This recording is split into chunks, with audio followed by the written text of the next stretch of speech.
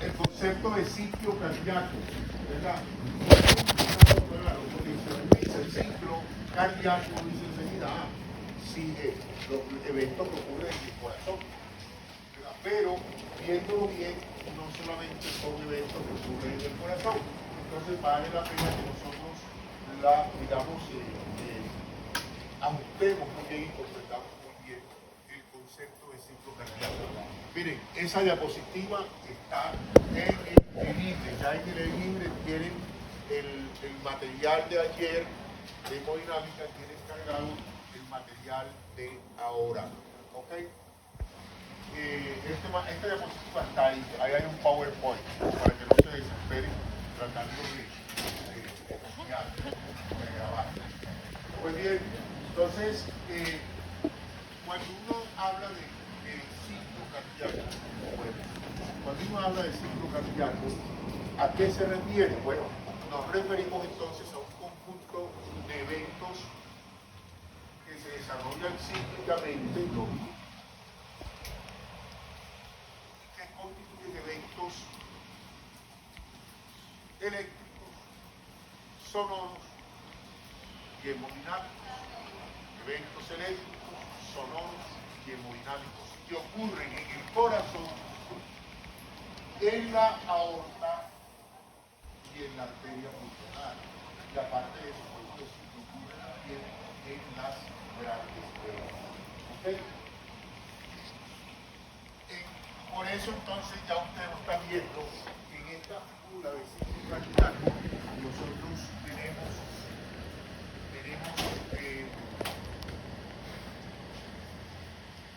representado un monocardiograma de eventos sonoros, un electrocardiograma con eventos eléctricos, variación del volumen durante el ciclo cardíaco, efecto hemodinámico. Recuerden que ayer veíamos que el volumen es una de las variables hemodinámicas, ¿verdad?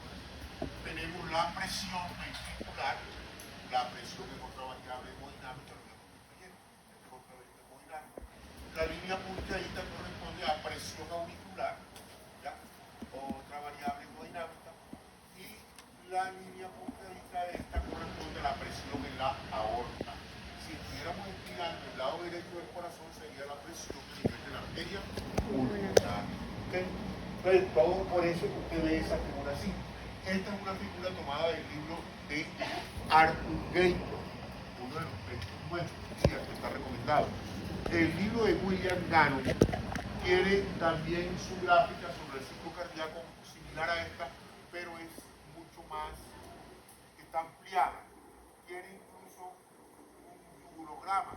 Ya, el yugulograma no es más que la expresión, la representación de las variaciones de presión en las venas yugulares, que es una tributaria de la cava, ¿verdad?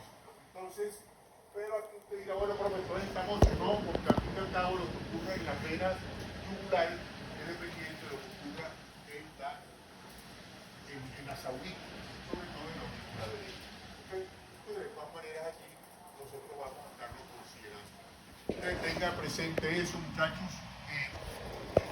El ciclo tiene muchos componentes y allí usted lo puede notar eso en el libro de William Gannon, adicionando lo que yo le estoy mencionando como yugulograma, que no lo tenemos. Bien, entonces siempre que uno estudia el ciclo cardíaco tiene que, bueno, además de conceptualizarlo, tenerlo así clarito, qué es lo que nos toca estudiar, bueno, comenzar también a estudiarlo desde un punto de vista fisiológico, considerando lo más importante fisiológicamente. Entonces, ¿qué es prioritario? A ver, para que haya una contracción, para que haya, digamos, una sístole, ¿qué debe ocurrir previamente en el corazón? Pues una excitación, ¿cierto? Se tienen que desarrollar potenciales de acción.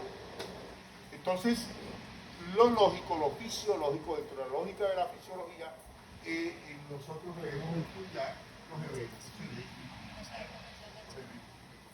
la excitación de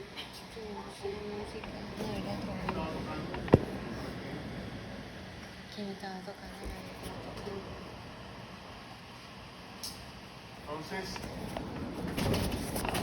listo. Entonces, Comenzamos por allí. A ver, cuando, digamos, el corazón cuenta con un conjunto de fibras miocárdicas que se han modificado, que han perdido su capacidad contráctil, pero que han ganado una capacidad para autoexcitarse. ¿Ok? Y forman unas estructuras bastante definidas, tanto en la aurícula como en el ventrículo. Esas fibras se conocen con el nombre en conjunto de sistema de conducción, pero también se les conoce por el nombre de fibras banales, porque no trabajan, ellas no se contraen. No quiere decir que no sean importantísimas, ¿verdad? Bien, entonces, un grupo de esas fibras de conducción, que no son fibras nerviosas, se encuentra aglomeradito a nivel del nodo sinoauricular o nodo sinusal, que está ubicado en la aurícula derecha, muy cerca de la desembocadura de las venas cava. ¿Okay? Aquí se encuentra ese conglomerado de células autoexcitables que constituyen entonces lo que nosotros conocemos por el nombre de marcapaso. Ese es un marcapaso, es el marcapaso fisiológico, porque tenemos otro también ahí en el corazón, que lo vamos a ver ahorita. De ese nodo sinusal se desprenden unos haces, también miocitos modificados que forman parte del sistema de conducción, que se conocen, son tres que se desprenden de allí y que van a toda la aurícula, o sea, se van a encargar de llevar la excitación a toda la aurícula, al miocardio propiamente dicho auricular, y a otro puntico que vamos a ver ahorita cuál es. Esos fascículos reciben nombres como fascículo anterior, fascículo medio y fascículo posterior, pero también reciben unos nombres alusivos a los investigadores que los descubrieron. Entonces también al anterior se llama fascículo de Bexman. Al medio se le conoce como el fascículo de Wegener, y al posterior se le conoce con el nombre de fascículo de Torel. ¿Ya? Son los nombres que tenemos para esos fascículos. Esos fascículos que hacen, llevan la excitación, los potenciales de acción y los distribuyen por toda la aurícula, ¿ok? Y además lo llevan a otro conglomerado de células de miocitos modificados que hay en el piso de la aurícula. Se constituye ese conglomerado constituye la participación del nodo auriculoventricular. El nodo auriculoventricular es otro marcapaso, ¿ya? Pero normalmente el marcapaso fisiológico es el nodo sinoauricular, no el auriculoventricular. A pesar de que el auriculoventricular también tiene la capacidad para autoexcitarse, para despolarizarse de manera constante. Este nodo auriculoventricular, o desde este nodo se desprende una rama que penetra. Recuerden que ya está el nodo está en el piso de la aurícula, entonces sale una rama y esa rama, una sola ramita, penetra al ventrículo y se ubica a nivel del tabique interventricular. Ya dentro del ventrículo se divide en dos ramas. Una rama, esa se llama haz de Lis, esa ramita corta que se desprende del nodo auricular se llama haz de Lis. Y entonces de ahí se desprenden dos ramas, una rama izquierda del haz de Lis y una rama derecha del haz de Lis. La rama izquierda del haz de Lis va a llevar la excitación al ventrículo izquierdo. La rama derecha va a llevar la excitación al ventrículo derecho. Entonces la excitación viaja por ahí, por esa rama, pero llega a los miocitos, digamos a las paredes ventriculares, llega la excitación a través de unas células, de unas fibras que son parte del sistema de conducción también, que funcionan como puentes entre las fibras de las ramas de la izquierda y derecha y los miocitos, que son los que verdaderamente se contraen. Se llaman esas fibras de Purkinje, fibras de Purkinje. Entonces la excitación hasta los miocitos cardíacos llega finalmente a las fibras de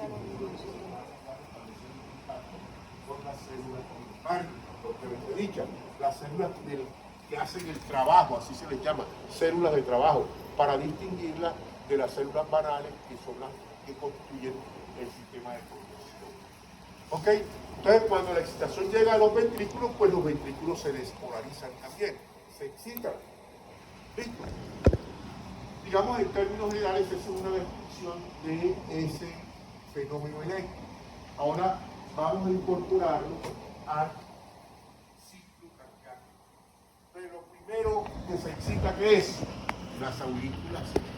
Las aurículas, porque el nodo sinusal está ¿dónde? En las aurículas. Entonces se excitan las dos aurículas.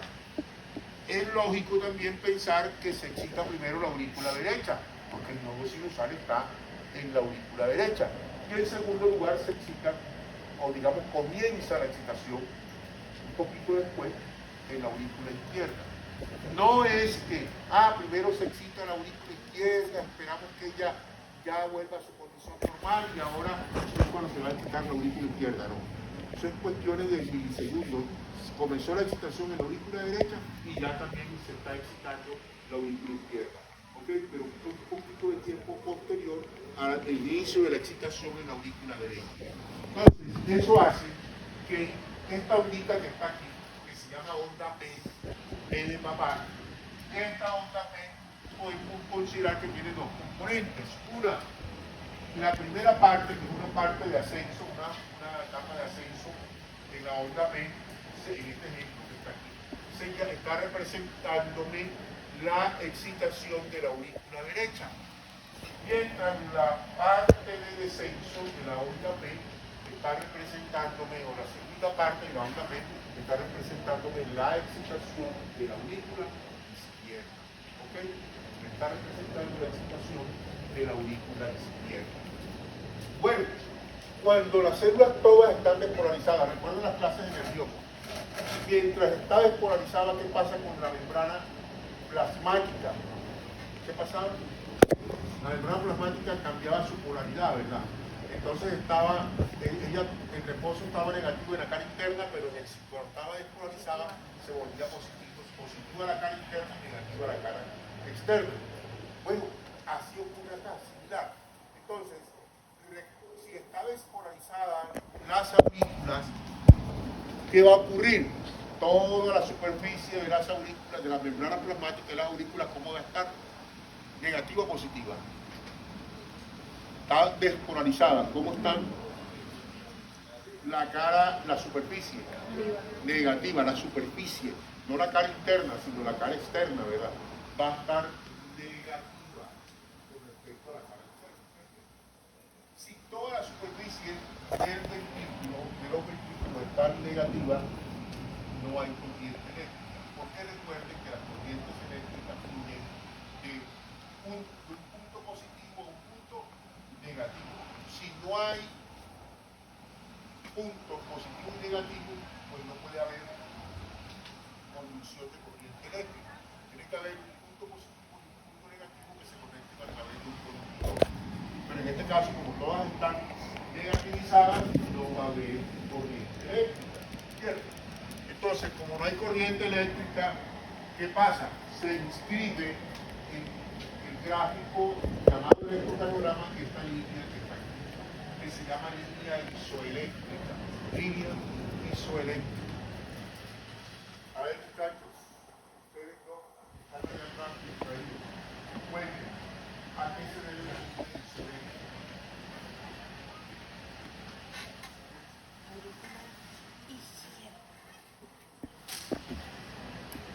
Al cambio de polaridad de la superficie.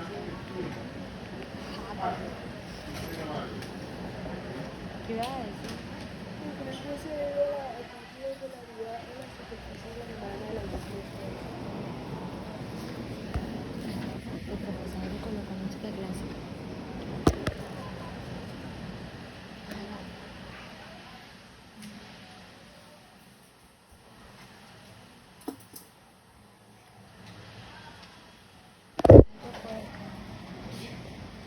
Motivaciones que significaban la niña esa ahí. Navarro Jorge.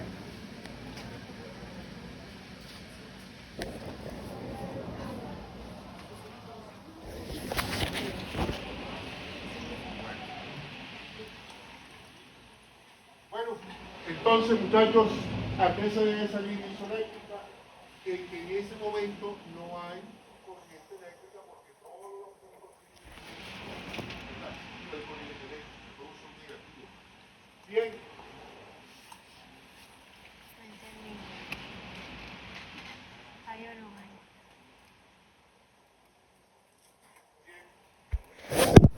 ¿Qué pasa? Esa despolarización, esa excitación viaja también al nodo aurículo ventricular. O no, a ver, así como se va a al miocardio auricular, también se va al nodo aurículo ventricular. Y entonces, luego de irse al nodo aurículo ventricular, ya tiene el camino para distribuirse entre los dos ventrículos. Y entonces la excitación va a viajar hasta el miocardio, propiamente dicho, de los dos ventrículos. Y entonces se presenta la despolarización de las células miocárdicas de los dos ventrículos. ¿Ok? Despolarización. Si están despolarizadas, significa que toda la superficie del corazón va a estar también como negativamente, la superficie externa, la cara externa de la célula va a estar negativizada. ¿Verdad? Cuando todo se despolariza. Bueno, muy bien, pero para que todas estén despolarizadas tiene que haber un proceso. Se van despolarizando unas, otras. Y ese proceso de despolarización queda representado aquí por esta onda, o este complejo, perdón. Son varias ondas, se llama complejo QRS. Complejo QRS. Representa la despolarización de los dos ventrículos, tanto el izquierdo como el derecho. Ahora, cuando ya todos están despolarizados con toda la superficie negativa, ya no hay más corriente. Y entonces, ¿qué pasa? Otra línea isoeléctrica. ¿Okay? Porque en ese momento no hay corriente eléctrica. Bueno, entre tanto, mientras el ventrículo se está despolarizando, o sea, mientras se está desarrollando este complejo QRS, en la aurícula ya algunas células comienzan ¿a qué? A repolarizarse. Entonces habrá punticos de las aurículas donde ya otra vez la membrana plasmática en su cara externa es positiva con respecto a la cara externa, y de ahí en adelante en la superficie ya usted va a encontrar unos puntos positivos con otros negativos, y ahora sí hay corriente eléctrica. Eso se debía ver en el electrocardiograma, pero normalmente no se alcanza a ver porque queda enmascarado porque en ese momento en que se está repolarizando las aurículas, está ocurriendo una despolarización de los ventrículos, que es un evento eléctrico mucho más potente, porque las paredes del miocardio son mucho más gruesas tanto del lado izquierdo como del lado derecho. ¿Cierto? Entonces, usted no lo ve. Pero ahora, estábamos aquí, se repolarizó la aurícula, listo, no la vimos, pero ahora se va a repolarizar ¿quién? El ventrículo. Después de repolarizar, se tiene que repolarizar. Entonces, nuevamente, habrá un punto del ventrículo donde otra vez las células miocárdicas vuelven a polarizarse, cara externa positiva, cara externa negativa, pero eso ocurre en un solo punto. En los otros todavía no ha ocurrido. Entonces, ahora se generan corrientes eléctricas, ¿verdad? Y ahí está comenzando la fase de repolarización. Y eso queda inscrito en el electrocardiograma como una onda T de I. ¿Ok? ¿Queda claro? Listo. ¿Alguna pregunta hasta ahora? Bueno. A ver. Todo evento eléctrico entonces va seguido de un evento mecánico. Todo evento eléctrico va seguido, en este caso, cuando estamos hablando de músculo, va seguido de un evento mecánico, de una contracción. Entonces, usted tiene aquí una onda P, que es un evento eléctrico. Se supone que a esa onda P le va a seguir posteriormente un evento mecánico que consiste ¿qué? En una contracción auricular. ¿Ok? Se contrae la aurícula. ¿Está claro? Cuando la aurícula se contrae, el ventrículo, que hasta ese momento venía por ahí unos 98, 100, o quizá un poquito más de 1000 litros de sangre, ante la contracción de la aurícula, el ventrículo termina de llenarse. Ya, termina de llenarse, ¿por qué? Porque en ese instante la válvula auriculoventricular estaba abierta. Las válvulas auriculoventriculares estaban abiertas. ¿Ok? Desde hace rato estaban abiertas. Es más, la sangre venía pasando desde las venas pulmonares, estoy hablando del lado izquierdo del corazón, pasan a la aurícula izquierda y de ahí inmediatamente al ventrículo izquierdo a través de la válvula auriculoventricular izquierda o válvula mitral, ¿verdad? Eso antes de que la aurícula se contraiga. Pero cuando ya la aurícula se contrae, pues aumenta mucho más la presión en la aurícula que en el ventrículo y entonces, digamos, inyecta un poco más de sangre a ese ventrículo, que ya estaba casi todo lleno, pero ahora, digamos, termina de llenarse con esa contracción de la aurícula. Estaba por ahí en unos 110 mililitros y ahora llega a unos 130 mililitros. ¿Ok? Como consecuencia de la contracción de la aurícula. En ese momento, fíjense bien, hasta ese momento el ventrículo, ¿cómo está? Relajado. El ventrículo está en diástole. ¿Ok? Que es el que realmente marca la diástole cardiológica. Está en diástole. Y las válvulas sigmoideas, tanto la aórtica como la pulmonar, están cerradas. Las únicas que están abiertas son las aurículas ventriculares. En el caso del lado izquierdo del corazón, la mitral. En el caso del lado derecho, la tricúspide, ¿verdad? Bien, sigamos hablando del lado izquierdo para no complicarnos la vida. ¿Ves? Se contrajo la aurícula, le llegó un poquito más de sangre al ventrículo y terminó de llenarse. Pero, recuerden, ahora la excitación llegó a dónde? ¿O llega a dónde? A los ventrículos. Entonces los ventrículos comienzan a contraerse. Entramos en la fase de sístole ventricular, que marca el inicio de la sístole cardiológica. Ya pasamos de diástole, ventrículo relajado, a sístole, ventrículo contrayéndose. Entonces, se está contrayendo el ventrículo y al principio, recuerden ustedes, las válvulas sigmoideas están cerradas.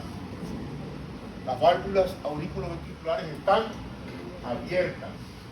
¿Qué pasa, muchachos? Siempre me gusta colocarles este ejemplo. En ese momento, digamos, a ver, si este es el ventrículo, este es el piso de la aurícula, el piso, digamos, para allá queda la aurícula, aquí tiene el piso, el techo del ventrículo, para allá uno de los lados del ventrículo, el otro lado del ventrículo, para allá queda el ápice, etc. Y esto está así.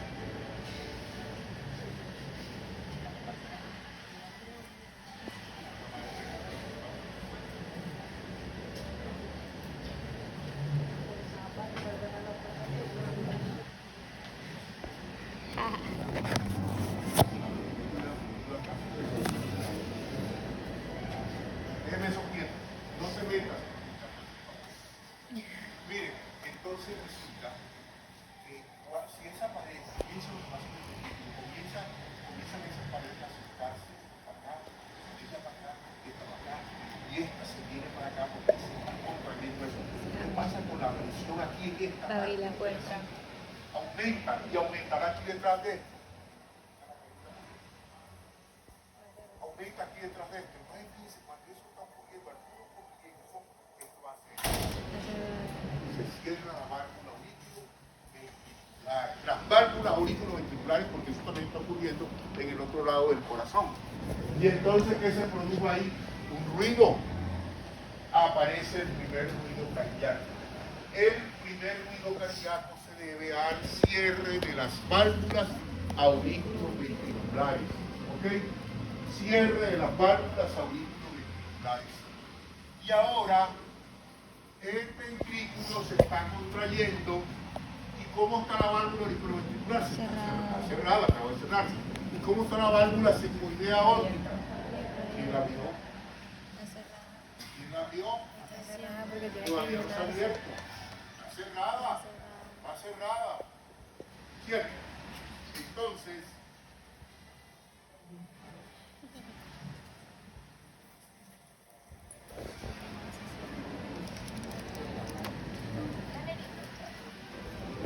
Estamos en un blog.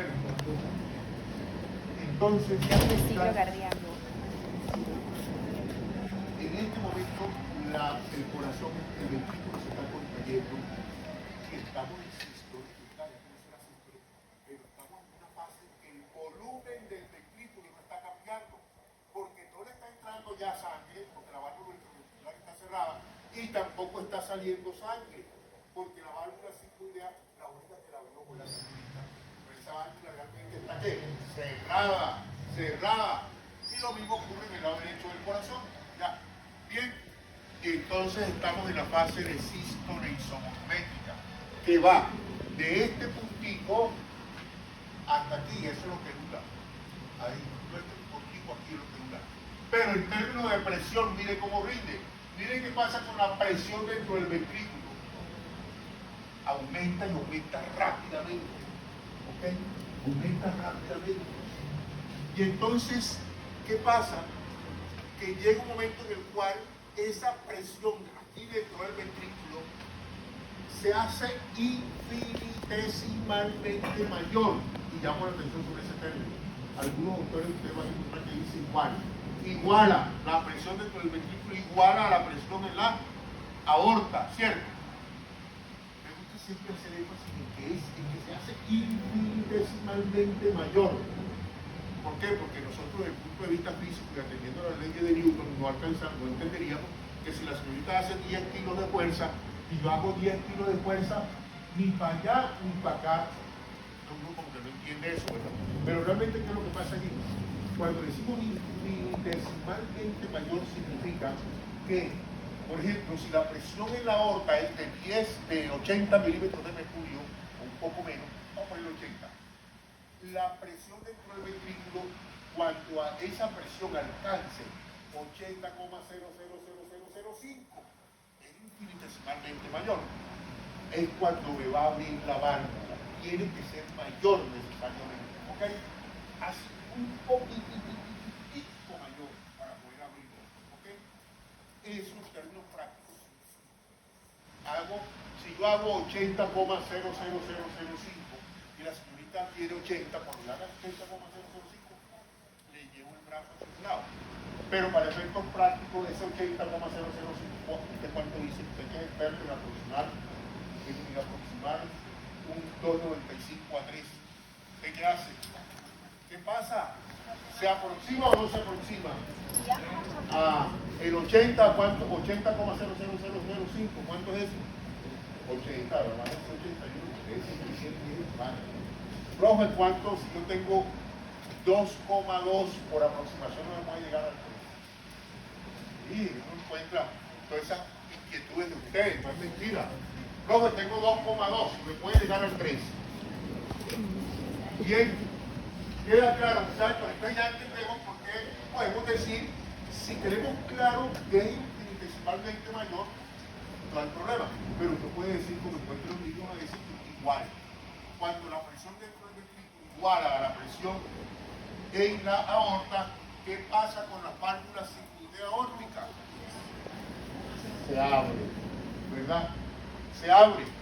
Y en ese momento, si usted analiza el electrocardiograma, mire, en este momento, justamente en esta línea, sígala, todavía, aquí es más, aquí es cuando todas las células están despolarizadas, por lo tanto, todas están contrayéndose, ¿verdad? Entonces todavía se están contrayendo. Seguimos en sístole, pero ahora entramos en otra fase. ¿Cuál? Fase de eyección o fase de expulsión. Ya la sangre comienza a salir del ventrículo para irse hacia la aorta, en este caso del lado izquierdo del corazón. Y también está ocurriendo lo mismo en el lado derecho del corazón, hacia la arteria pulmonar. ¿Queda claro? Bien. Seguimos en el lado izquierdo. Se abrió la válvula. Comienza el ventrículo a perder sangre, porque se la va pasando ¿a quién? A la aorta. Y entonces la aorta recibe ese volumen de sangre y lógico, en la aorta la presión aumenta. ¿Está claro? Se aumenta la presión, vean, venía aquí cayendo. Se abrió la válvula y comienza a aumentar la presión en la aorta. Y sigue casi el mismo, alcanza casi el mismo valor del valor pico que se alcanza en el ventrículo, ¿verdad? este valor unitario de presión, aquí, el que hay en la aorta, inmediatamente antes de que se abra la válvula, así como idea, o sea, inmediatamente antes de que comience la fase de expulsión o de eyección, ese es el valor de la presión diastólica. Ayer hablábamos de una definición de presión diastólica, ¿verdad?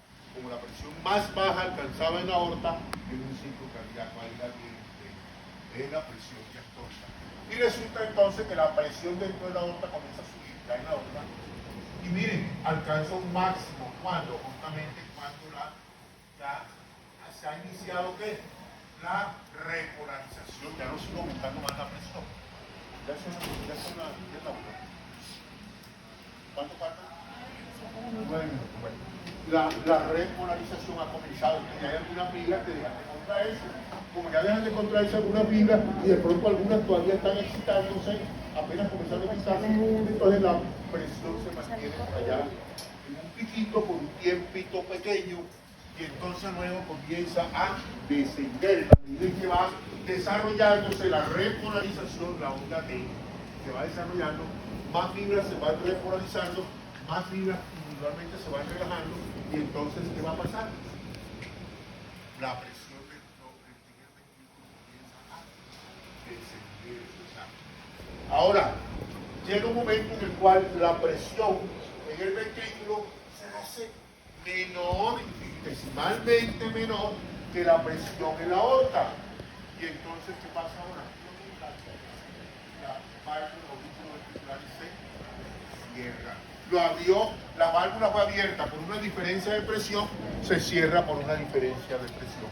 Entonces se cierra la válvula y cuando se cierra la válvula aórtica, digamos que en el otro lado recuerden que está ocurriendo lo mismo, digamos que en este momento se está cerrando la válvula sigmoidea.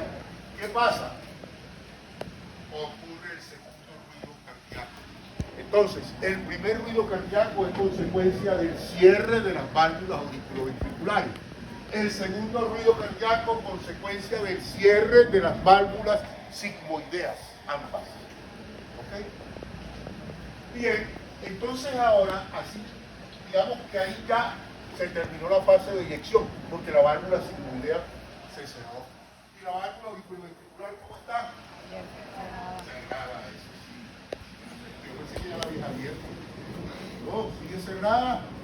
Entonces ahora tenemos un fenómeno en el que el ventrículo nuevamente no está cambiando de volumen. Estamos en una fase isovolumétrica, pero ahora fase isovolumétrica de la diástole. ¿Ok? Fase isovolumétrica de la diástole comienza aquí. Por eso miren que coincide con el segundo ruido cardíaco. Podemos considerar, fíjense, de acuerdo con esto, que la sístole cardiológica se inicia con el primer ruido cardíaco y termina con el segundo ruido cardíaco. Y ahí se inicia la diástole cardiológica, que terminará cuando ocurra el primer ruido cardíaco del siguiente ciclo. Ahí termina la diástole cardiológica. Bien, entonces quedábamos en que el ventrículo iba perdiendo sangre. Aquí ya no sigue perdiendo porque estamos en la fase de relajación isovolumétrica. Internamente en el ventrículo, como las fibras se siguen relajando porque la onda T sigue evolucionando y ya prácticamente se terminaron de repolarizar todas las células miocárdicas. Entonces la presión dentro del ventrículo, ¿qué hace? Cae rápidamente durante la fase de relajación isovolumétrica. Y entonces llega un momento en el cual la presión dentro del ventrículo se hace infinitesimalmente menor que la presión en la aurícula. Vean. Y ahora, como la presión en la aurícula que ha venido llenándose, por eso usted ve que la presión en la aurícula va aumentando de a poquito. Aumenta mucho porque la aurícula está relajada, pues sí, ya se está llenando. Ya, de sangre me someto un poquito, pasivamente se va llenando. Entonces llega un momento en el cual la presión dentro del ventrículo, ante esa presión que se va relajando, se hace infinitesimalmente menor que la de la aurícula. ¿Y qué le pasa a la válvula auriculoventricular? Se abre. Y cuando se abre la válvula auriculoventricular, ¿Qué pasa con el volumen que ya almacenado? Porque ya, pues la sangre le sigue llegando. Mientras estaba la válvula auriculoventricular cerrada, que se cerró desde hace rato, la aurícula estaba recibiendo sangre, porque entre las válvulas, entre las pulmonares, las venas pulmonares y la aurícula no hay ninguna válvula. Ahí no hay válvula. La sangre sigue fluyendo y como la aurícula está relajada, se va llenando de sangre. Entonces, cuando se abre la válvula auriculoventricular, esa sangre, por diferencia de presión, pasa al ventrículo y el ventrículo comienza a llenarse, fase de llenado. ¿Ya? Fase de llenado rápido. Mire, la sangre está acumulada y pasa rapidito. Si aquí nosotros tenemos esto lleno de afuera de líquido, no estudiantes, sino que esto está lleno de líquido, o mejor, que los estudiantes de pronto llegan a una puerta y ellos comienzan a entrar rapidito, de pronto algunos baños pegan contra la pared aquella, etc. Así le pasa a la sangre apenas ingresa rápido y golpea las paredes de los ventrículos. Y las paredes de los ventrículos vibran. Ya, cuando la persona es joven, esas paredes vibran y entonces aparece el tercer ruido cardíaco. El tercer ruido cardíaco entonces se debe a la vibración de las paredes ventriculares como consecuencia de la fase, del desarrollo de la fase de llenado rápido. Luego de eso, ya, digamos, toda esa sangre que estaba en la aurícula pasó al ventrículo. Ya, ahora el llenado depende de la sangre que le vaya llegando, que le siga llegando a la aurícula desde las venas. Y entonces sigue llegándole sangre, pero ya el ventrículo se va llenando más lentamente. ¿Ok? Hablamos de la fase de diástasis. Y luego ya, muchachos, llegamos a obtener este volumen y ahora se inicia un nuevo ciclo con una contracción de la aurícula y vuelve otra vez a contraerse la aurícula y a terminar de llenarse el ventrículo. Hasta este momento el ventrículo está en diástole. Ahí termina la diástole cardiológica. Entonces, este volumen que está aquí, este volumen se llama volumen telediastólico, ¿ok? O volumen de fin del diástole. Volumen telediastólico o volumen de fin del diástole. Este volumen que queda aquí, después de la sístole, porque no es el sístole de aquí, hasta acá el sístole, este volumen que queda aquí, digamos en este caso unos 50 mililitros, al terminar la sístole se llama volumen telesistólico o volumen de fin de sístole. El volumen de sangre que el ventrículo impulsa cada vez que late hacia la aorta o hacia la arteria pulmonar se llama volumen sistólico, ¿ok? O también volumen latido. ¿Queda claro? Bueno, muchachos, a estudiar ciclo cardíaco. Hoy no les pedí